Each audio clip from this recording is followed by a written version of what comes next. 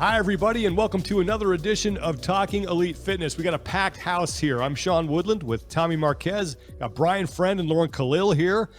We are now less than 2 weeks away, right? Check me on this. Well, 2 weeks from today, the individuals start. Oh, man. Okay. And the teams start. Yeah. And we'd be wrapping up adaptives and age groups. We'd be crowning champions 2 weeks from today. Wow. 2 weeks from today, crowning champions. Woo. That Thursday is a big day. Half of the competition ends, the other half begins, so to speak. All right. Okay, well, let's jump into this. Here's what we're going to talk about today. We're going to focus a lot on teams. We have an interview with Move Fast, Lift Heavy. We'll hear from them. We're going to recap some news stuff here in just a second. And then after the Move Fast, Lift Heavy interview, we'll get into kind of our team's preview. We've got a fun game we're going to play here. We're going to do some buying or selling. We're going to make some statements about the team competition, and we will see if you guys want to buy or sell those. Ooh, just so you guys know, I stopped by the bank before this. Oh. Okay. Are you sure it's real money or is it Monopoly? Here's the verbal meme. It's, the handshake, right? It's Brian going to buy or sell, Brian going to the strip club. And in the middle is went to the bank this morning. Can I get that all in ones, please? Don't ask. All right, well, let's talk about news. First thing that came out is that we are having now a slow trickle of information regarding the CrossFit Games. We had the Helen announcement as far as like everyone's going to do a version of Helen. Mm-hmm. And now we have the 5K announcement. And as I was perusing this post again, I noticed something I didn't notice the first time. So if you go to the CrossFit Games Instagram account, they have this Venn diagram. I'm going to hold it up. You can kind of see it on my phone. And they have gymnastics, weightlifting, and monostructural in the three big circles. And then right in the middle, they got CrossFit. So that's slide number one. Then you slide over. It's like cross country 5K. And the caption is individual, team, age group, and adaptive athletes competing at the 2023 NOBULL CrossFit Games will run a cross-country 5K. Lower extremity athletes will complete a 5K ski erg. And then you swipe again, and now where monostructural was on that Venn diagram, you have the 5K, which leads me to believe, using my power of deductive reasoning here, that you're going to get gymnastics and weightlifting filled in at some point, hopefully before the games start. So 5K. Yeah. Or you remember in the Venn diagram, there's 1, 2, 3, 4, 5, 6, 7 spots to fill in. So I'd be curious how wild do they want to get with it? How wavy do they want to get with this programming? WG, WM, GW. Yeah, I like it. So there you go, 5K. No real details on how that's going to work for the teams. I mean, I'm just assuming for the individuals, they're going to line them up and go run 5K, come back, first person across the finish line wins, right? I got two thoughts when it comes to the teams on this. If they give them the chance to run it as a team together, the entire thing, first of all, it really stinks if you're the worst runner on the team. That's But secondarily, what would be interesting if they did that is if there happens to be a team of really good runners that can put up a team 5K time that's somehow competitive against some percentage of the individual times on that test. Oh, yeah. I mean, and as we've seen in the past, sometimes you get in the team competition this person that, they've built up a base of fitness, but they've got one or two things that they can really just thread one on. And, whether it used to be, like Tola would show up and smash a lift, and obviously he's built himself into a more well-rounded athlete, but you'd see some of these runners or lifters show up in a big way. And I'm curious to see what people's 5K is going to look like because, it's the lowest attendance day at the gym when if coach programs 5K and writes it up ahead of time, you log into SugarWatt or Beyond the Whiteboard or whatever, and then suddenly the 4:30 or 5:30 classes are a little more sparse than we're used to seeing on max deadlift day. Well, I don't think these are going to be unweighted runs. I think that they're going to have to do these with a ruck on or something, which I think it would make it even more interesting for the teams because sometimes for me, I know that my 5K with a ruck and without a ruck is almost the same because that's how slow of a normal runner I am. Mm-hmm. You could time me with a calendar. And could along that same line of thinking, I have a couple of new thoughts about the teams. First of all, this past April at Crash Crescendo at J.R. Hall's gym, he did a running test, and half of the people on your team had to wear a weight vest and half did not. And then it was the total summative time of that. So that would be cool if you had like one woman with a vest, one without, one man with a vest, one without, all 4 total teams, add them up. The other thing that you could potentially see, it depends on how much time they want this to take, but you could do something like a Ragnar style relay for the teams, where everyone runs a different leg of it, and maybe part of the, who knows what the course is. Maybe there's some hills, maybe there's a weight vest for one of the legs that's a little shorter but technical or something like that. So on the teams in particular, I think they could get creative with this if they want to. Yeah. You read my mind, Brian, because just up the road from us, we have a world famous marathon, the Big Sur Marathon. And one of the coolest things that you can do for that, if you don't want to run the full thing, is that they do a team relay. And there's a lot of jockeying that goes for which person gets the flats along Pacific Coast Highway 1 and who gets the rolling hills as you get to Bixby Bridge. So I would love to see the debate that goes on. I like the vest too, but I think I also hate it because I'd probably have to be the one that wears the vest. You would. Like, yes. Definitely would. I did the ruck run with you a couple years ago in Vegas, and I'm certainly nominating you for that. Yeah. We have details now on 2 tests that are going to be taking place at the CrossFit Games. We got a version of Helen, and now we have the 5K. I'm sure more information will be coming out. The combination of those 2 tests is, I think, important also to acknowledge, because most people, and we talked about this last week, unless Helen is programmed up by quite a bit, we know that running hard is a critical component of Helen. And the 5K is more about a stamina test. So now we have only 2 tests revealed, one of which demands a hard short runs and one of which demands long, consistent effort of running. And, it's very clear to people who've been in this sport for a long time, running is a critical component of fitness. And right off the bat, with the first 2 things we've learned, it's going to be tested in multiple ways this year again. Yeah. Another piece of news that came out today, just actually came out, is that CrossFit now has an exclusive partnership with G-Shock, as G-Shock has been named the official watch of the NOBULL CrossFit Games. So that's pretty cool. Got another big name brand on board here. This one makes a lot of sense. Yeah. Because I know you used to rock those things all the time. Right? I'm a watch guy. Yeah. I'm almost exclusively Nixon watches. They've been my brand since I was a wee lad, but I did take a little pit stop off on the G-Shock train for a little while during my early days of CrossFit. Me and Katie Henniger would go back and forth every once in a while. We'd see each other at the games. Hey, what G-Shock you got? Because Rogue also used to carry him too. But that's cool. A big recognizable watch brand that fits in the style, I guess, of like a fitness, athletic, durable kind of watch. So it's cool. I hope it sticks. Yeah. Any thoughts on that? Or we move to the next thing. Lauren a news item. Lauren just wants a bright pink one. Well, it's funny you say that because back in high school, I had one that had a bright blue strap and then the face of it was hot pink and neon green. So it really takes me back to all the bright colors that I, of course, started as a young child with and I've carried through my adulthood. She had bright watches. I had puka shells and frosted tips. I had a job at that point. All right. Just another thing I just want to throw out there. There will be more information coming out, not only on hopefully games events, but also just keep your ear to the ground. I think there'll be some big announcements that are going to be being made here in the coming weeks coming week, actually, as we head to the games. I keep forgetting, we're quickly running out of time. But that is all that we have on the news front. We wanted to spend most of today talking about the team competition, and we're going to kick that off with the discussion that Tommy and I had with the crew from Move Fast, Lift Heavy 24/7. That's Christian Harris's team. They took second at the North America East Semifinal behind CrossFit East Nashville Proven. We talked to them about what they learned from that semifinal, what their expectations are for the CrossFit Games, and some of the things that they think they need to work on before they get to Madison. So here's our conversation with Move Fast, Lift Heavy. Let's bring in our guests for today. They are the team that finished second out of the North America East Semifinal, CrossFit Move Fast, Lift Heavy. the foursome of Christian Harris, Will Carter, Chloe Govan David, practicing that, and Winter Nicolette Rodriguez. Guys, how you doing?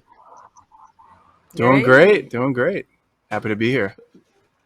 Let's go back to semifinals because obviously with the hoopla around East Nashville Proven, they got a lot of the attention. You guys finished second, not far behind them, and were extremely consistent in the process. Going into semifinals, what were your goals? Obviously you want to make the games, but beyond that, what were your goals for that competition? I wanted us to kind of make a statement, especially after quarterfinals. We took a pretty good penalty in the last quarterfinals workout. So going into semis, we were seated not in the greatest position. So I wanted to kind of come out and punch people in the mouth. And there's nothing wrong with that. And you come out with basically 3 consecutive second place finishes to start the weekend. Is there a certain point where you guys start to find your groove or get into a role where even though you're not winning events, you're like, all right, we're where we needed to be? And if so, was there a moment in time when you started to really find your groove as a team? Honestly, right after the first event, I mean, that first event was a tricky one, I think, for all teams. And we honestly didn't know how it was going to go for us. We had a good plan, a strategy though, that we changed like right before we went out there.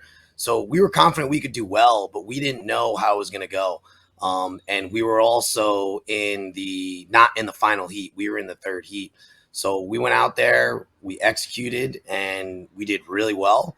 And even though the fourth heat hadn't gone yet, we knew that we did the best that we could do in that event. And we were happy with our score no matter what. And then it ended up being, a second place finish overall. So we found our groove right away. So we were feeling good. You mentioned the strategy change. What changed? What did you guys adjust on the fly last minute? Because that was one that I think punished a lot of teams that didn't have a good strategy and how they managed the sandbag hold. What was the strategy? I think we changed it so that whoever was least confident with whatever station that they got that out of the way and they did that first. And then you had your stations that you were more confident with. You did those towards the end, basically being able to, perform well at the things that you weren't great at, even though you were under fatigue. What do you guys take away from this experience? I was like, what do you guys take away from this? I was like, sorry. I was like, I want to do the bike first. I was like, I just want to get the bike done first. And then, that was something we changed last minute. Yeah. So. And I think what was interesting was when we actually started the workout, we were not in the lead. We actually were like 7th or 8th in the heat at the beginning because we started with what was the hardest for us. So we started what was hardest, and then we worked our way into, when we're fatigued, doing something we're good at. So we actually ended up climbing up and finishing strong, which I think maybe other teams did the inverse. And so it did a high and then a low. We did a low and then a high.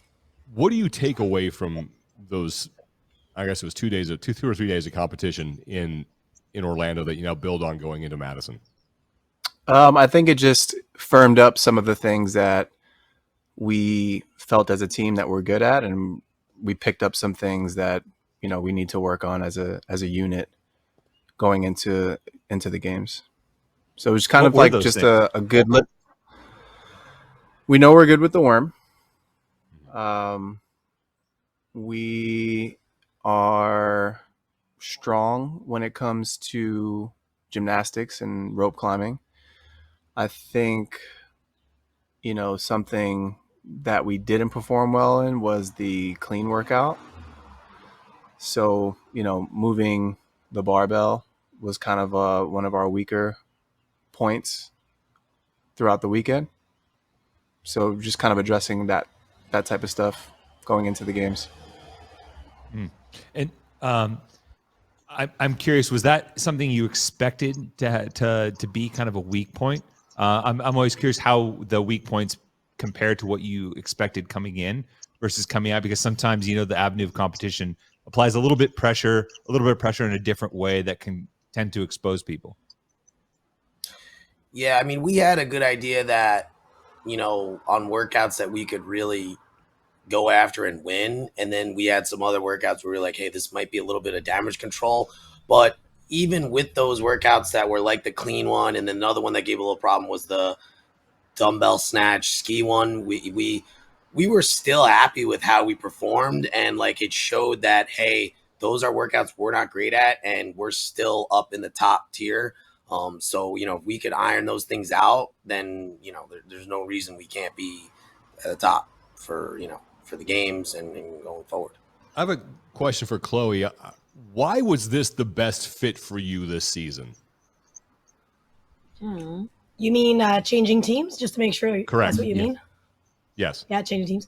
I think I was looking for something different. I was looking for some opportunities as well. I'm really, really happy with the fit. I think semifinals shows as well that my addition to the team also helped the team. I didn't want to just join a team to join a team. I wanted to make sure that the team that I was joining, I could bring something to them and they can bring something to me, and that the fit was actually a symbiotic.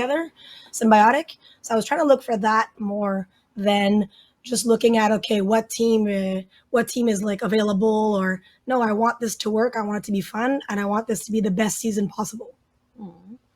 At what point did you figure out, being in that environment that you said, yeah, this was the right choice for me to make? And I'm curious how that looked. Yeah, good question. I think right away, to be honest. Actually, funny story. I don't even know if they know, but I remember going to Move Fast for the first time. So it's a little bit intimidating. They were amazing. And it's myself going to like 3 people, right? It's like I'm parachuting into this team that's already secure and already bonded. And okay, let's see how this goes. And I remember doing a workout, and it had been a long time since I had done a workout where I got my butt kicked a bit. And just the feeling of saying, okay, this is some place that I could, evolve, where I could be challenged, where there's a lot of things that I need to still work on. Like, it had been a long time that I hadn't felt that. So doing a couple workouts and feeding off that, I felt right away, okay, this is a place I can grow. And after 10 years of doing the sport, finding somewhere you can grow is tough. So I'm really, really happy with the choice that I made. And I hope they're happy too. Yes, we're very happy. I love it. We didn't know that. All right, it's revealed now. I can go home now. Well, kind of touching on that then, because you do parachute into this team and you guys crushed it at semifinals. And I'm curious to hear the other side of that coin for the rest of the team. Like, what is it about Chloe that really elevates Move Fast, Live Heavy, to maybe that next tier in pushing for the podium?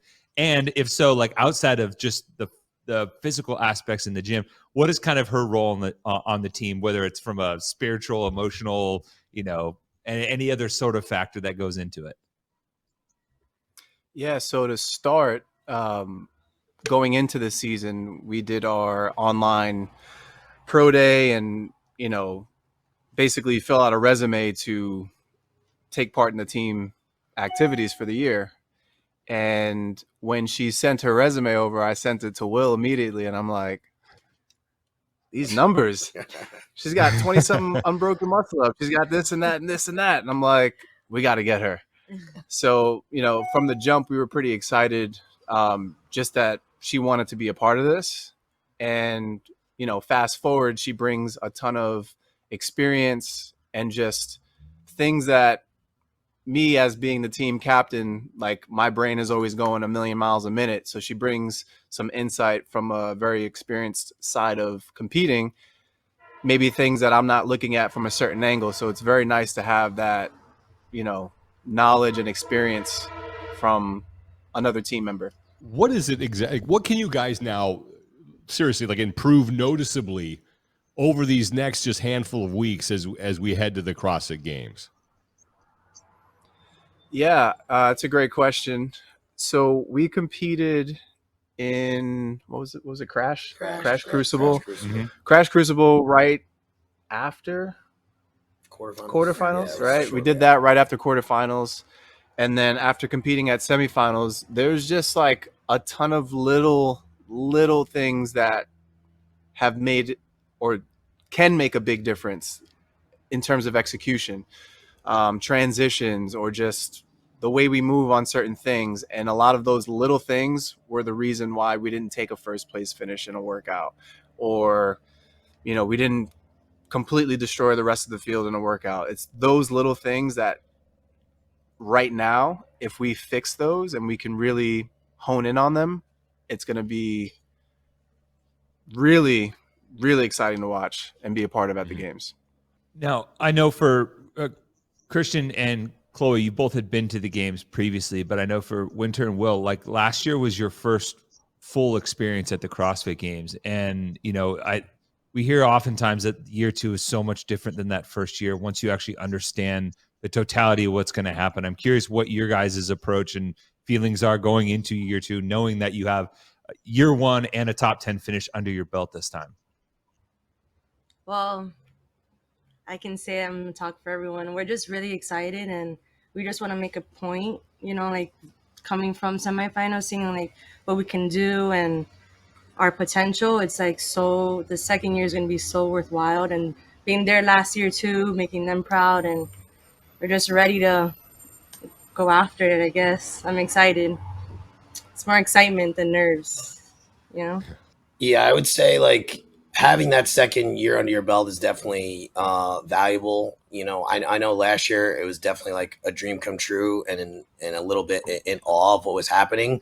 But at the same time, we had high expectations for us last year. And we were dialed in and we were locked in. So this year, I think, it's my second year and Winter's second year, but I feel more pressure about because it's Christian and Chloe's last year. So like that, I think about that more, and that's really important to me, and that we need to perform, and having the experience that we have from last year is going to be valuable. So you said last year, is that a formal thing? Like this is last year competing, changing gears? This is actually the first I've heard of it. Maybe I'd heard it before, but I don't recall. So I'm curious, that is obviously a big deal and does put a lot of pressure. So I'm curious how you got to that decision. Yeah, this is the last dance for me and Chloe. I've kind of been ready to transition out for a couple of years now, but I just haven't finished where I wanted to be. We qualified 2020, had the COVID year. Next year qualified, had the failed drug test. Last year qualified, did well, not quite well enough of where I personally felt we could have been. So I really want to make a statement this year and end on a high note. Yeah, we've had discussions as well. I think like we're at the same place where we've been in the sport for a while and we've kind of done it, but now we kind of want to do it. Like we really want to put that point at the end of the sentence. We really want to show what we're capable. And I think we both feel that we can do more than what we've shown. So this year is going to be that culmination and that ending with a bang. So that's really what we're going for. Christian, you mentioned, like the little things you need to work on it. And this is what fascinates me about the team competition is that you can have all the fitness in the world, but if you don't know how to work together, if everyone doesn't have like a role and kind of fall into their lane, like things can fall apart very quickly. When you get to the games, how does that magnify those little things like transition, communication, having a one voice out there on the field, strategy? How does that magnify the importance of having those things dialed in that setting? It magnifies it tenfold. When you're at semis, you're competing against 40 teams out there, but really those top 3 to 5 teams are the top dogs, right? And now you take those top dogs and you put them all together, everything makes a difference, from how you pick up the dumbbell to how you set the barbell down to letting the rings go or settling them down when you come down. Like all of those little tiny things add up over the course of a workout, and those are the things that if you're not practicing it in training, it's just not going to be there when you get out there on the competition floor. So you need to practice how you play. We've seen a lot of teams be able to build, whether it's the nonverbal communication or the cohesiveness with the little things, through their relationships outside of the gym too. I don't know where Move Fast, Lift Heavy 24/7, I should say, not 365, where you guys fall in that kind of spectrum. But if so, what is that? And is there anything you guys are doing outside of the gym to maybe kind of support and improve that? Well, I think we try to, when, like, for example, for the worm and like every single stuff, we try to have as little calls as possible. We really don't, there are teams that call every worm clean and jerk. They say up, or they call every worm burpee.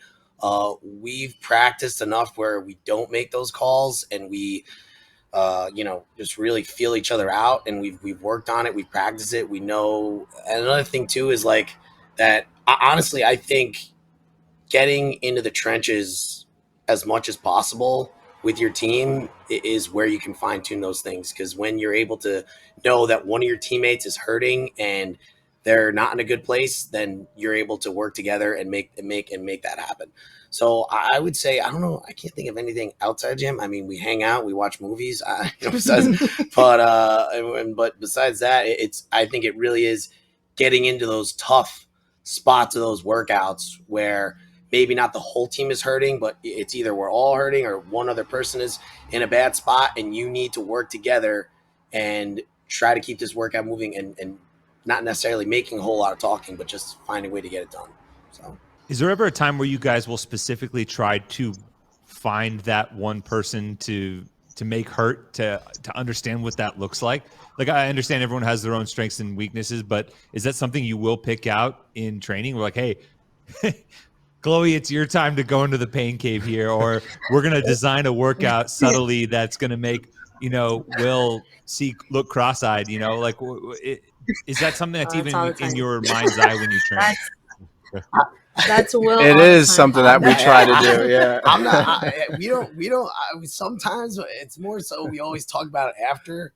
Like after the workout, it's like, oh man, you were dying on that workout. Like,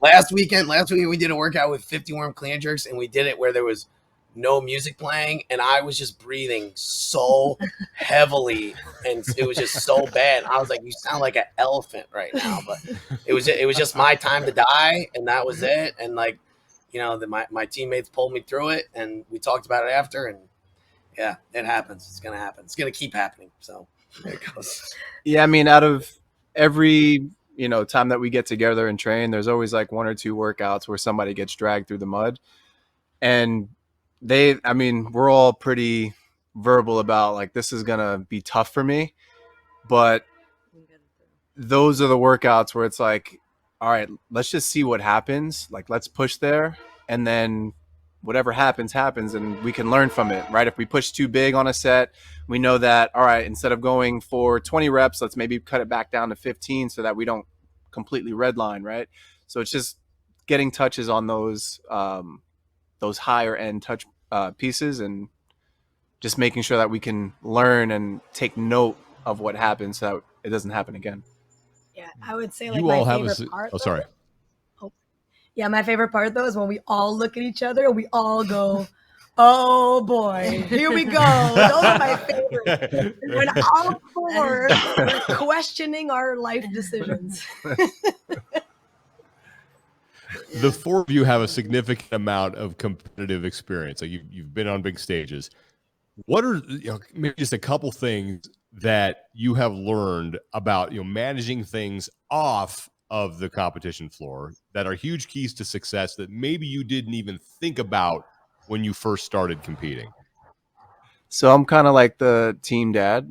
So when we got to semis, I basically had like a whole itinerary of, heat times, the corral times, when we're going to be eating, when we're going to be waking up, when the wheels are up in the morning. Just all of those little things that if you don't think about it, you can be like, oh shit, like the next event starting, I didn't eat anything yet. And then you can have a poor performance because of it. So that's definitely something that I've picked up over the years, just trying to understand how these sanctioned events run and planning your fueling around those times. Yeah, that's something I've definitely learned from Christian. Like the first morning of semis, I was 5 minutes late and got yelled at by Christian. I mean, he didn't yell at me, but he gave me a firm like, "Hey, I need you to be down here on time tomorrow." He was like, "I'm not mad. I'm just disappointed." It was kind of that vibe. That's the worst. So yeah, so like I was like, man, I gotta get my shit together. Yeah, so learned and taken away from that from Christian as far as competing, because it's so true. And just like when you're in competition like semifinals, everything you do outside to recover matters. You know what I mean? Whether it's making it like how we book your Airbnb or your hotel, how far is it? Are we going to stay? Are we going to stay at the venue? Are we going to go back? Like all those things matter in your recovery.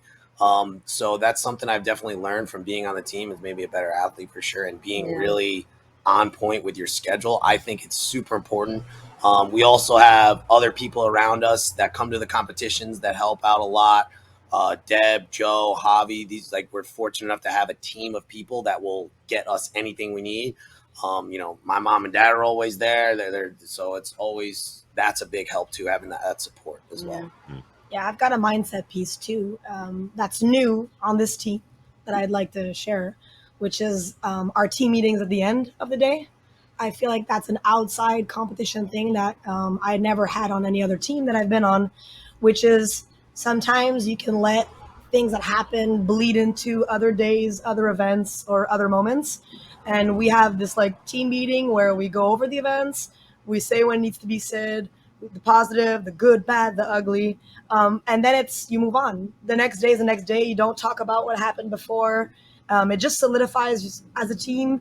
You know how you feel, you know how the others feel, and there's no like this little undertone. It just sets the whole mindset and the whole vibe of the crew. Every day it's a fresh day, on time, and you're ready to go. Pretty much. Oh man.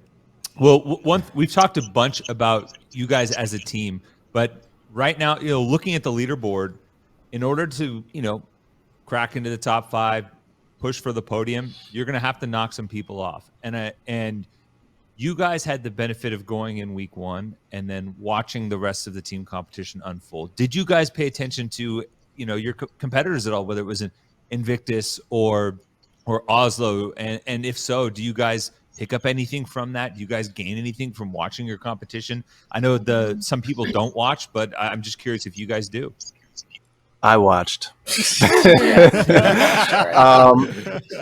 I watched for a couple of reasons. One, to see if you pick up anything that maybe you didn't think about. One of the things that I did pick up, I mean, if they had this again, the static hold with the sandbags, we dropped it every time in between sets, where the teams in the later weeks, they would rest with the bag on the knees instead of dropping it. The double unders would stop, and then they would just pick it back up. So it's much less effort to have to pick the bag all the way back up from the ground. So that was something that I picked up on. But then also just, kind of an ego thing. Just, we were the first to go, like, do our times hold up from week to week to week? And they did for some of the workouts, which was nice. So just kind of like reaffirms and, reaffirms that we are a good team and we are coming. What needs to happen in Madison for the 4 of you to look back on that experience and say that was a success? Podium or bust? Podium. Yeah. Ooh. Yeah. And I will say I love hearing that. Yeah. Right? Because we ask that question of pretty much everyone, and it's very common for us to not get a specific placement. And I will say, Krishna, is this a carryover from the Dynamic Squad? Because you guys had like the podium or bust like hashtag or something way back in the day in 2016. So I'm curious if that's just something that's a part of your natural mindset. No, I mean, it is, right? Like, I'm very competitive. It's the reason why I got into CrossFit is because I'm just a competitive prick. But I just haven't gotten there yet to the podium, and like that's all I am working towards right now. as a personal goal, like I really want to get on that podium. So, Damn. I got a couple just rapid fire here now that I'm just curious to dig into your team dynamic. Who is the messiest member of your team? Oh, Will. Will, without a doubt. Oh my God. No hesitation. Oh, man. I guess we know about how that 5 minutes came about. Trying to find my gear. Who is never allowed near the music system? Ooh, That's a tough one. that is tough. I think we're all good though. Yeah, I think Yeah. we all. Yeah, Okay. it all depends on how long we've been there for. At some points, we reach a point where you're just like, just put anything on. And I think we all we take good terms. Yeah. No All one's right. not allowed. That speaks well to the No team one's banned. dynamic. And then who's the person that is the best at sort of breaking the tension, either like the smart ass of the team, the clown, someone that's like, everyone's upset, and then it's like, here's one remark, and now we're all better. Aw, I don't know. We're all the I think same. you're kind of. Probably either me or Winter. I'll just I was be gonna like, say Winter. even before We start when dancing to break it yeah, up. Winter will dance. Winter will dance. Or Oh, like yeah. even before in the beginning of this podcast, like I was like, hello, like I was say That's hi. true. Yep. So, stuff like that. Yeah. I like it. No. I was like, those are my three. That's what I don't know if you have any more. yeah. I mean, I'm processing like the statement of like podium or bust. What happens then if you don't get it? If this is your swan song, and you don't get it. I think we obviously our mindset is podium or bust 100%. But like if you could look back and like, not that this is a cop out, but if we are able to perform to our best ability, I think every athlete has this mindset. Yeah. If you're able to perform to the best of your ability in each workout, like you can't walk away upset about that. And just the fact is, you're just not fit enough. You're just not good enough. And that's accepting, and last year, I know that there were workouts where that did not happen. We made mistakes and it cost us big time. And if you make a mistake at the games, it will cost you Big time. very big time. You will be devastated in points. So I think, it's about going out there and executing to our best of our ability, and knowing that we're walking away, knowing that we perform to our best. But at the same time, we know we are a podium level team. So that's what we are expected. And that's the standard we're holding ourselves to. What is something that you or an event, a repeat, a movement that you absolutely want to see in Madison? Ooh. Winter, you start. I would say we're really good at rope climbing. So something with rope climbing, worm, and like muscle ups would be like a good one for us, or more confident, I would say. I love lifting heavy, so I would say anything with the barbell, but it depends too. I was upset we didn't rope climb last year. Yeah. Canceled. Yeah. Rain. The rain. Yeah, what about you, Will? Part of that is I also know last research for year- Sean. Last year we did very well in the pegboard one. So I like how pegboards made its way to the team in games. I think that's like necessary. And I'm hoping that they have, pegboards again. And I also like how they were coupled with the dips. I thought that was a great workout. So I think would like to see that again as well. What about you, Steve? All right. What do you want to say? Well, listen, guys. yeah, Oh, I Christian, mean- you have one? Okay. Just worm. I like worm. Yeah. I like worm. I like one. For me, I love lamp. Yeah. I would say, I think for us, gymnastics coupled with odd object. It's like gymnastics pig, gymnastics like heavy, like odd object. Give us something weird. I think we're really good at that. That Like weird high stuff. skill, weird. Challenge us. I think that's also why we go to the games. Like we want to go to games to be challenged and to be pushed. And I think that we rise to that occasion. And we adapt to it. Exactly. Mm-hmm. So give us the weird. I love that. You put out a shirt. Give us the weird. Move fast, lift heavy. That'd be a great. Give us the weird. Don't make me do it. Chloe would. I just, if you do, I just want one. I will absolutely sport that. That is a great line. Winter, Chloe, Christian, and Will, thank you so much for taking the time to do this. Really appreciate it. We'll let you guys get back to enjoying your evening, and best of luck in Madison. And I hope you're able to walk away from that, and walk away from the sport satisfied with what you were able to accomplish, regardless of what that is. Thank you. I appreciate it. Thanks for your time, guys, and we'll see you in Madison. Thank you. Definitely. Thank you. Big thanks to Christian Harris and the Move Fast Lift Heavy 24/7 crew. Looking forward to seeing them throw down in Madison. We're going to get back to the team discussion here in just a second, but we have breaking news. Well done. Thank you. Usually, I need to get a piece of paper. Like you usually that was you get great. the sound effect. You go like, it's right here in my hand. Like you hit the paper. Like it's just my notebook. But make the people who are listening to this seem like I just got handed something very important. But this just came down. This is posted on CNBC.com, and the headline is Sports Drink Entrepreneur Mike Repole takes majority stake in sneaker brand NOBULL. And I have not even read this article yet, but that just crossed the wire for us, and we're like, hey, maybe we should talk about this. So let's take a little detour before we get back to the team competition. So he turned vitamin water and body armor into household beverage names, is turning his attention to the sneaker industry. That's the first line of the article. Wow. Yeah, obviously vitamin water and body armor are big players in the sports beverage space.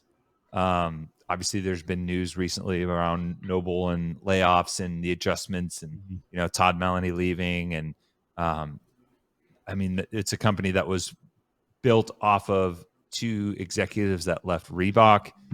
Clearly they're one of the lead brands in the space right now. So to have someone that has had success in the, I guess, entrepreneurial e-commerce, but sports beverage space, take an interest is noteworthy. And it says that it's his biggest investment to date, and that he started reaching out about a deal like over a year ago. And then I guess they kind of hit it off about a couple months ago, and here we are. And he says his plans for the brand may include an eventual initial public offering. And the quote from him here is, and this is the quote, "If we want to build this big multi-billion platform, taking this public, I think, is going to be the best way to go about it." Interesting, because he also, and I imagine this is Marcus and Mike, the guys who founded NOBULL, you look at, this guy sold body armor to Coke for $5.6 billion, and then also founded Glacio, which makes smart water and vitamin water, and which also sold for a significant amount of money. I remember that back in the day, that was like 50 Cent was part of the initial vitamin water craze, and that's how he made a bunch of money. But yeah, you look at those numbers and you're like, oh, okay, maybe this is where we can really like dig into the NFL deal, the PGA deal, and all that stuff. And there's a quote at the end of the article from Marcus Wilson, one of those guys you mentioned, that says, talking about Repole, that he understands what it takes to go from hundreds of millions to billions. And that's a conversation that we've had in the context of CrossFit as well. And in the big, with the venture capitalist introduction to the market, that it's a different thing to grow a business to a certain point, and then it's a totally different undertaking altogether to go beyond that to this like $1 billion industry that this guy clearly has some experience with. So yeah, kind of a big news in a unexpected arena today. Yeah. Wow. Yeah. Lauren, what do you think? I mean, I think the timing is great because it's been a while since we've had like some positive news about like the industry or even the state of play, and seeing something like this happen for NOBULL, I think it kind of turns the tune or turns the storyline to raise an eyebrow, but now in a good way, that maybe it's getting on a bigger scale. And likewise, following suit, I think this could be a really good thing for CrossFit and just the bigger picture of the industry and like brands in the space. Yeah, agreed. I don't think anything, doesn't seem like there's anything negative about this right now as far as CrossFit would be concerned. And maybe maybe Mike will be in Madison. We'd love to talk to him.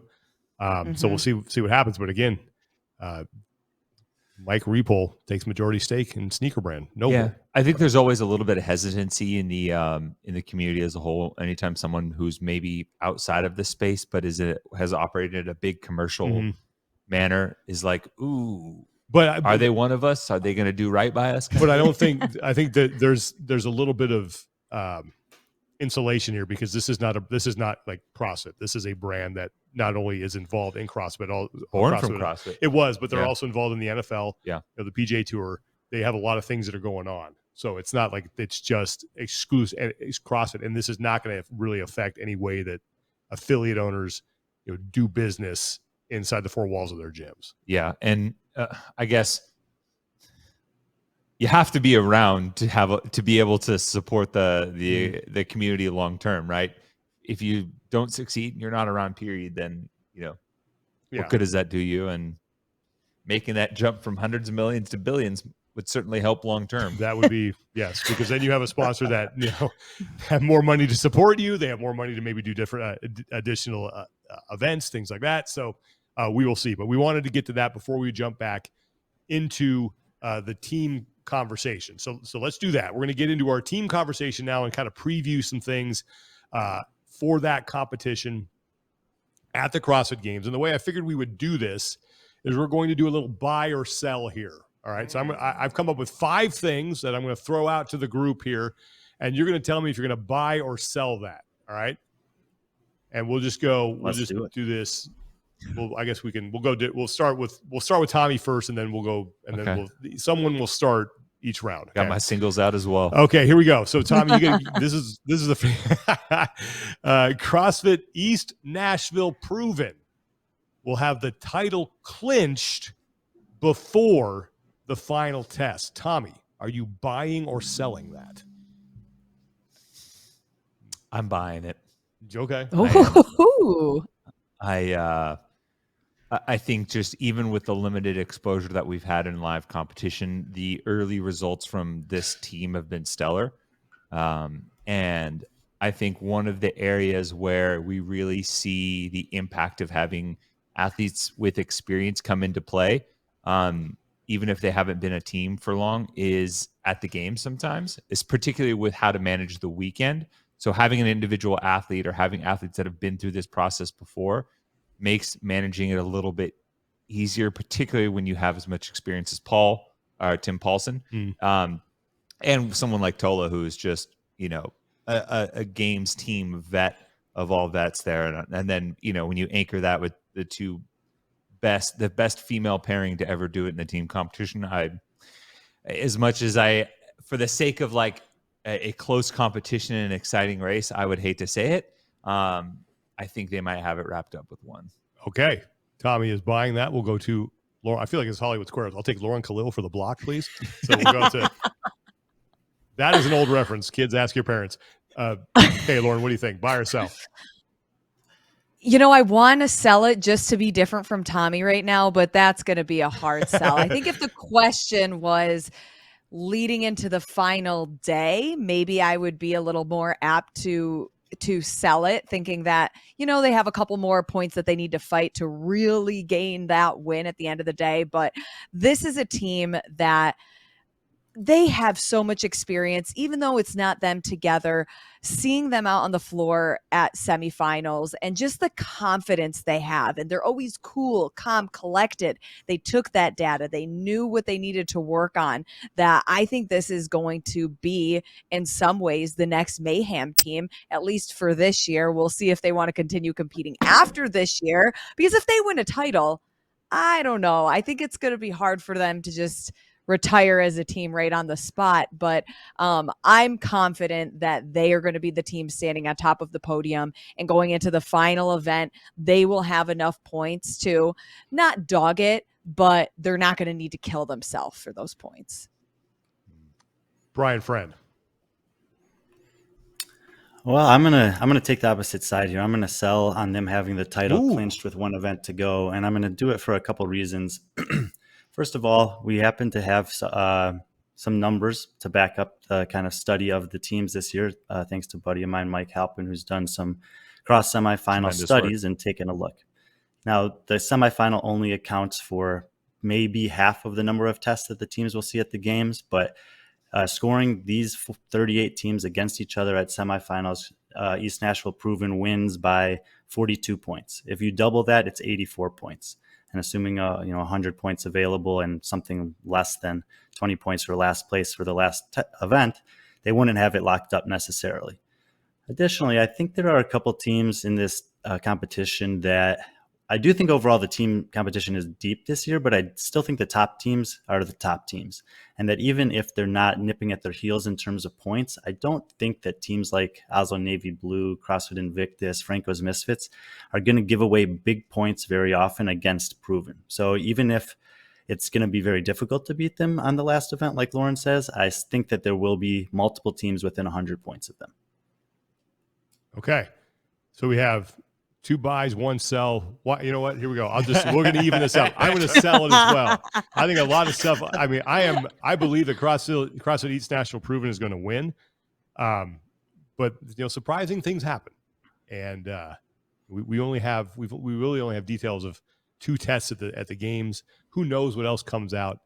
Really hard to dominate that way at the CrossFit Games. So I will sell that as well, but I do think they were going to win, but I am with Brian. I think mathematically I do not think they will have it clinched going into the final test. Okay, next one. Statement 2. Buying or selling that there will be more than 1 European team on the podium. This time we will start with Lauren. So buying or selling, Lauren, there will be more than 1 European team on the podium. I am selling that. I know that there's been a lot of conversation around no shortcuts. We saw their performance, and I'm confident that they're going to be in that top 5 conversation. But really, for me, Oslo Navy Blue is the only team from Europe that I can see standing on the podium. I know there's some other teams that I want to talk about. I'll wait until your other questions, but I am going to sell that, and I'm going to earn all the money today. All right, Brian, you're up next. Buying or selling that there will be more than 1 European team on the podium? I think this is a very tough one. The podium battle, I think, is going to be extremely tight at the CrossFit Games between a handful of teams. And while I think all of us kind of feel that East Nashville Proven is going to claim one of those spots, meaning that there's only 2 left and Europe would have to take both of them, and some of the teams I already mentioned briefly in CrossFit Invictus and Franco's Misfits, I think it's much more likely that from those 2 North American teams and the 2 European teams that Lauren mentioned, that it's a split of 1 and 1. So I'm going to have to sell as well. Tommy, you're up next. Buy or sell? It's an easy sell. Yeah, I think I got to sell it too. Yep. I just and really because I think the team competition, as Brian said, very deep, but I think most of that depth has come from North America.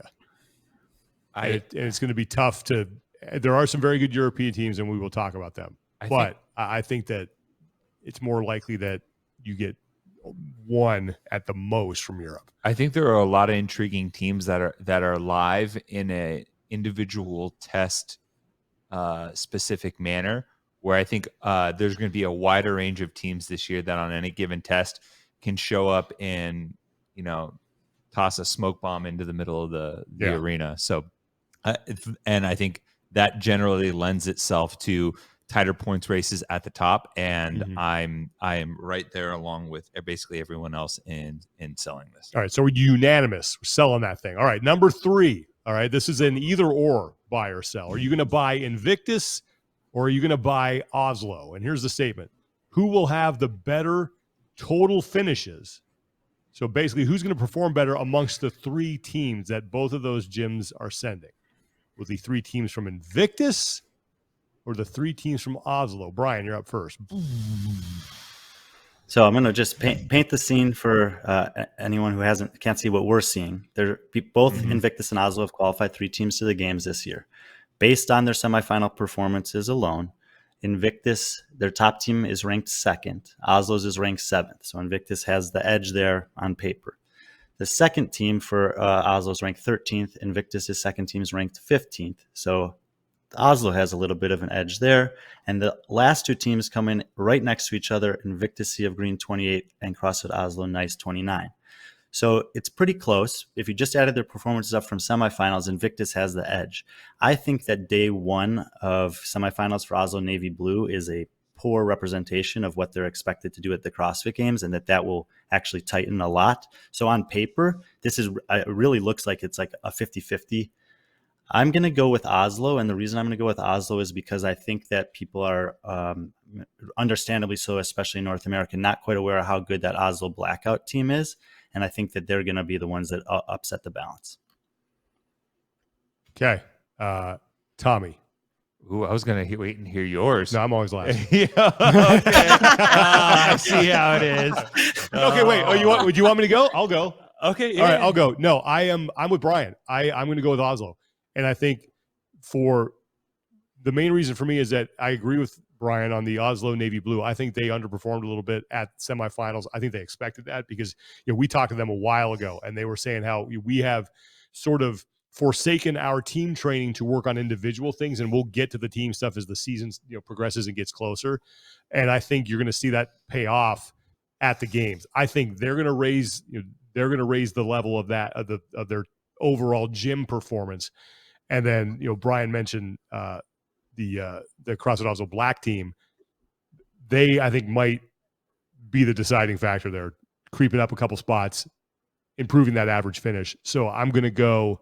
Yeah, I'm going Oslo on this just by virtue of the fact that I think they underperformed in semifinals, whereas I think Invictus was probably right where we would expect them to be. I don't know how much more gas is in that tank. Not that they're not going to be competitive. Well, I mean, Jorge Fernandez wasn't healthy, and he didn't do an entire event. And he might not be healthy. But if he is. Well, but despite the fact that he didn't do those, despite the fact that he didn't do those tests, they finished second overall in the rankings. There's not a lot of space to improve. Yeah.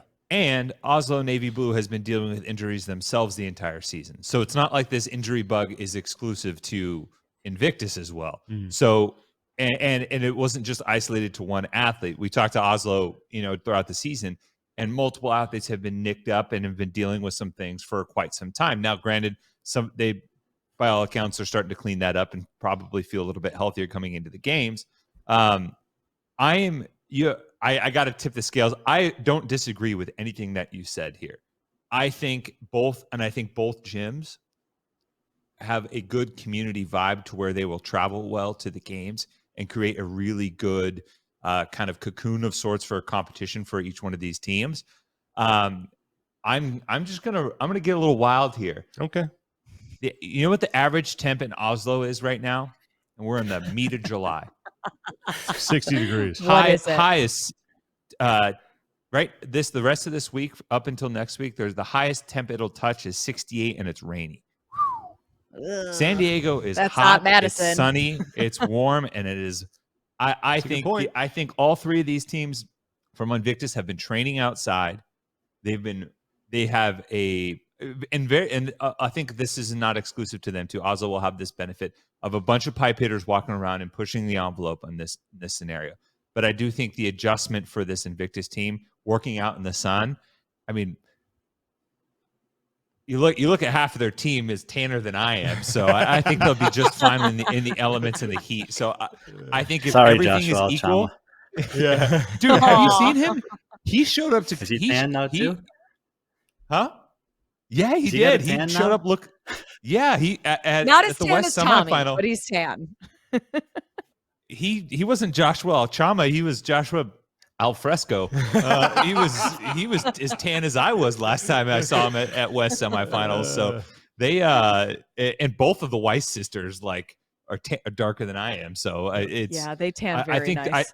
I think Invictus will adapt just a little bit better, and I give him a slight edge. Okay, I got to give a shout out to Tino, who behind the scenes here is managing cameras going down and still switching. Good job, Tino. Oh yeah. Tino's crushing it. He is. He's doing a fantastic job. He's cutting cameras. We got Tommy on screen right now. Okay. And now look, our camera froze. Yep. So that thing is, we're going to punt that out the window. So we're just going to go with these. Okay. So who's up next? So Lauren, you're up next. I am buying Invictus. You're buying Invictus. All right. Okay. Do tell. Yes. So I think between Oslo, Navy Blue, and Invictus, where the first question was if we thought Proven was going to clinch before the last event, I think with Oslo and Invictus, it's going to come up to the last event for us to know who's going to get that second place title. And I don't think either of them want to have the third place. Invictus doesn't want to be standing on there again. You saw how disappointed they were last year. But Oslo, to go down in their rankings, they're not looking to do that either. I think we haven't seen either of these teams fully healthy. In my opinion, it will come down to who is the healthier team. But I think if Invictus can go in healthy, that they are going to edge Oslo out. Okay. We got another 50-50 split. This is a wild one too. This is a good because people you're gonna see all four of us at the games like watching Heat 3 of teams and like, come on, make the cut. They're like, what's going on? Like, you didn't watch our preview show. Yeah. I need Invictus Unconquerable We to have make money it into on the the top line. 18. That's right. Yeah. Okay, Well, and question it's a cool 4. question. It's a cool question Yeah. because it's the third. That we didn't really talk about the third teams, but that's the potential actually to maybe make up the most ground. And if either Oslo Nice or Sea of Green manages to move up from that, right around 30th place to like 23rd to 25th, it might not matter what happens at the top. Yeah. There you go. Makes those early heats some riding on that. Oh, So yeah. if you see Tommy nervously in front of the TV, screaming his head off. I'm like Kramer at the horse track. He's like, Come on, Seven. Come on, Seven. You got this. All right, next question. This is question 4. Buy or sell, Mayhem Independence will finish outside the top 5. To you, Tommy Marquez. Oh, why did you come to me? Because we've gone around the horn already. So this is question 4. So you're going to start again. Okay. They're finishing outside the top 5. Yes. I'm buying that. Okay. I think they feel like an 6 to 8 range team for me at this point. All right. Given the depth of teams, I think obviously Angelo is incredibly talented and a great leader for that team. He is one of my sleeper, like, sneaky fit guys in all of CrossFit that, like, people forgot about and don't realize just how generally fit that guy is. He's also a terrible city guide. I followed him on a scooter through the streets of Sao Paulo one time, and he almost got me killed like 3 times. But I don't think that this team has quite the full firepower for across 12 events that some of these other teams do. Okay. Let's go. We'll go to Brian next. Great question. I mean, we've kind of talked a lot about Proven, Invictus, and Oslo Navy Blue, and so 3 of the top 5 is theoretically gone at that point. I do think that, as we mentioned, Franco's Misfits and No Shortcuts are relevant in the podium conversation. So that if they're going to get into the top 5, they have to be able to beat one of those teams. I don't think it's outside the realm of possibility, but for Mayhem Independence to do that, I think they're going to need some favorable programming, basically. Because I think if too many heavy tests come out, that it's going to be impossible for them to finish in the top 5. But if like Tommy said, there's a dozen tests and only 1 or 2 of them are really rewarding of top end strength, I do think this team has a sneaky amount of capacity and chemistry to stay relevant in that conversation. We can only obviously make one pick here. And if I had to bet on it, I would agree with Tommy that I will be buying them outside the top 5. But there is a scenario where I could see them sneaking that 5th spot. Mm-hmm. Okay. Lauren.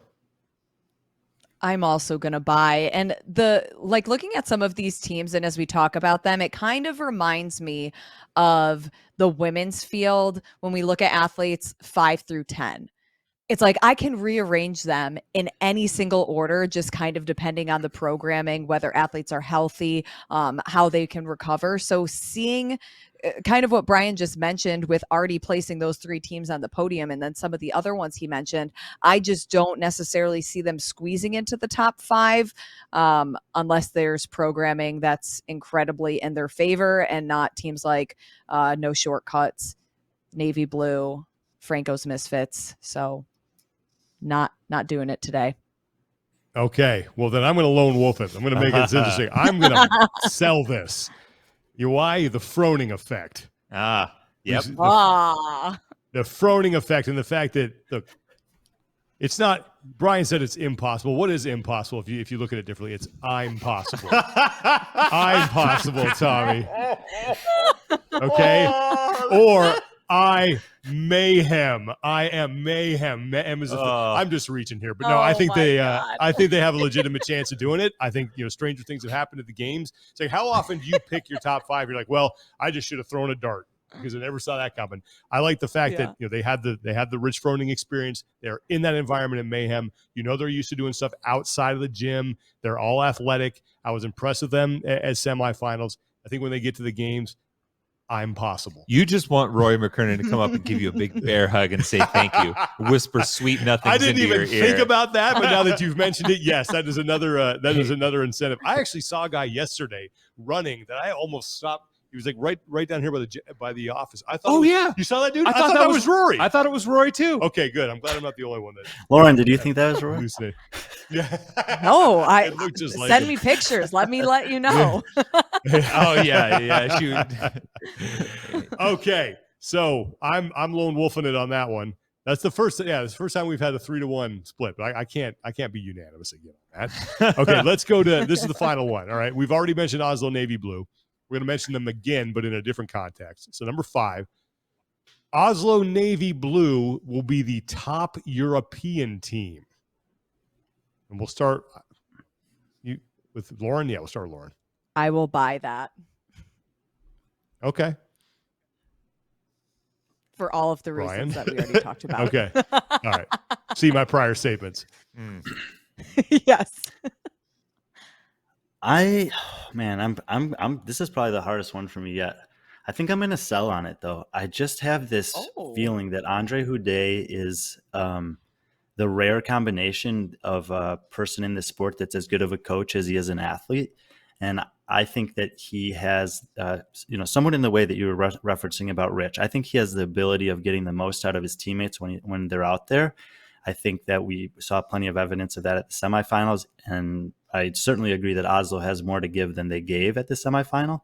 But I think that's also true of the No Shortcuts team. I think that they'll take some momentum from that. I think that they'll have opportunity to reflect. He's very calculated. He's good at studying the sport, going back and refining. And I think in the team environment, there's when you're new to the team environment, there's a bigger opportunity for improvement. And I think that they have an opportunity to make even a bigger jump from an impressive performance at semifinals than Oslo does from an underwhelming performance at semifinals. So I'm going to take No Shortcuts on this one. Ooh, okay. All right. You want me to go next? Yeah, you go. All right. You go next. Oh, man. Yeah, this is a tough one for me too, Brian. Because all season long, I've really just believed in Oslo Navy Blue. So impressed with them last year at the games. The conversation that we had with them months ago about kind of what they learned from that and what they were planning on working on this season. And also just you always talk about the female athletes, Nisler and Williamson. Well, Richter and Odenmere are kind of the European version of that. And I think I'm going to buy this because of those two specifically. I think at the end of the day, I agree with everything Brian said about Andre Houdet. Certainly impressed with him as an athlete and a coach. And we even heard that from Yella Hosta about how Andre's had a big impact on Yella getting him to the games. Yeah. But yeah, I can't jump off the Oslo Navy Blue train right now. So I'm going to buy that. It's interesting. I think, and before I give my pick, I think this particular games and this season as a whole, we're watching the genesis of a new player in the programming coach camp space in Europe. Obviously, Oslo gets a ton of credit for what they've built over there, but I think the way that some of the athletes like Yella and the way the team with someone like Andre Houdet at the helm has been able to perform, and the way you've started to see more and more athletes seek him out.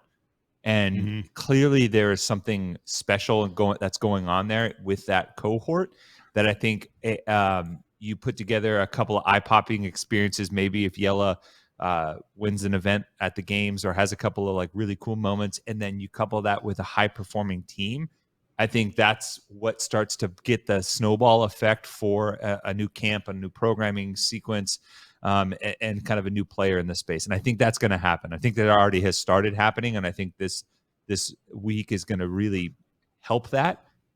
However, I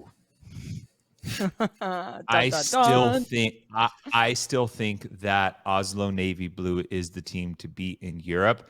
And I think all of that considered, even with that crazy day one, when you rank the semifinal leaderboard with all the qualifying teams, they still beat out no shortcuts by a tiebreak. They had the same amount of points, but they still beat them by tiebreak. So it's one thing to perform really well relative to, a semifinal field where even if you slip up a couple of spots, you're not losing a ton of points. I think no shortcuts, despite all the experience that they have pretty much from every single one of their athletes, at least competing at the games. I think the difference in Oslo Navy Blue is the ability to reduce the bad finishes at the games once they're cooking it with a full field in Madison. Cooking a full lutefisk. Mm-hmm. That's right. That's what it's like a Norwegian. Yeah. That fell flat. All right. Let's recap. So out of our 5, buy or sell CrossFit East National Proven will have the title clinched before the final test. We're 50-50 on that one, right? There will be more than one European team on the podium. We all sold that. Don't think there will be more than one. Better total finishes amongst their 3 teams, Invictus or Oslo. I think we're 50-50 on that one as well. Mayhem Independence will finish outside the top 5. I'm the only believer there that thinks they will finish inside the top 5. And then Brian Friend is lone wolfing it on the final one. He is selling Oslo Navy Blue as a top European team. Tommy, Lauren, and I are all buying that. This will be exciting. Yeah, I feel like now I'm like really more invested in the team competition than I was an hour ago. Brian's going to Oslo after the games, right? You better pray that you were right. Otherwise, he's going to show up and like the door's going to be padlocked. Locked.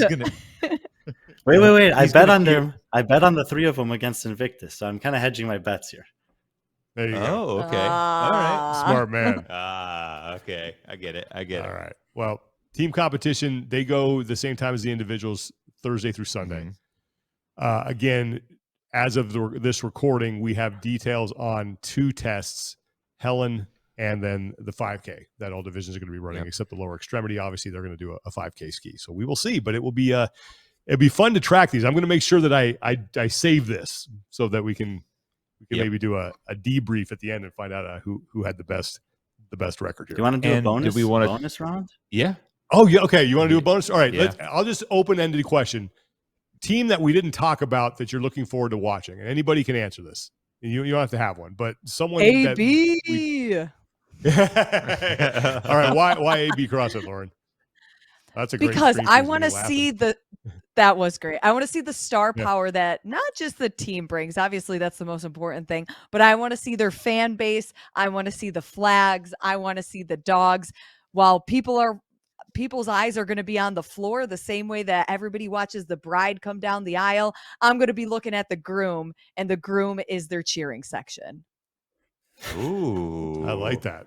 Look at that. They definitely stole the show there in Orlando. They were the best represented fan base, I think. Mm-hmm. Right. Okay. Who else? Who else are we not talking about that you guys want to just give some love to? Brian, you go.